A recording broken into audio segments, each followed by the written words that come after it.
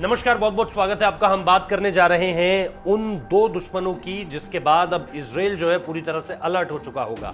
आपको पता है इजराइल एम्बेसी के बाहर 29 जनवरी 2021 को एक आईडी ब्लास्ट होता है। इसको लेकर के भारतीय जांच एजेंसियां तो काम पर लग गई हैं, लेकिन मैं आपको बता दूं कि भारतीय जांच एजेंसियां जब भी काम पर लगी होंगी उससे पहले इस पूरे के पूरे मामले को अपनी तरह से टेक ओवर कर लिया होगा इजराइल की सबसे खुफिया और दुनिया की सबसे आधुनिक जांच एजेंसियों में से एक मोसाद ने।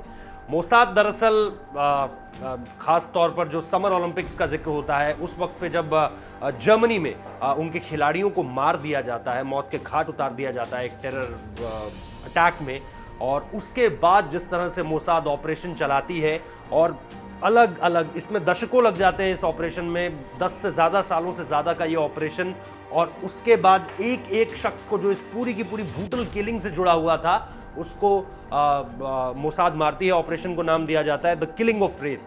लेकिन इन सारी चीज़ों को लेकर जो मामले सामने निकल कर आए हैं वो पूरी तरह से अलग हैं इस पूरे के पूरे मामले से। अब मोसाद को यह लग रहा है, जो मोसाद अपने दो जानी दुश्मन मानता है पूरी की पूरी दुनिया में, उसमें ईरान का सबसे ज्यादा जिक्र है। और जब ईरान का जिक्र सामने निकल कर आता है तो खमेनेई का जिक्र सामने निकल कर आता है, आईआरजीसी का बात सामने निकल कर आती है। आईआरजीसी से मतलब ईरानी रेवोल्यूशनरी गार्ड कॉर्प्स, और इसमें एक और जो दूसरा दुश्मन है, एक तो आईआरजीसी हो गया और दूसरा जो है वो कुद्स फोर्स है।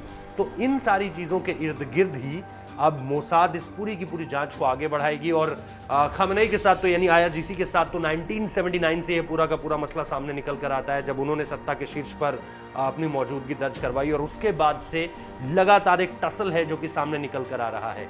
और हमने आपको एक और वीडियो में बताया है कि कैसे जो वहां पर एक चिट्ठी मिली है जिस पर निश्चित तौर पर इस बात का जिक्र किया गया है, उनके सुप्रीम कमांडर का जिक्र किया गया है।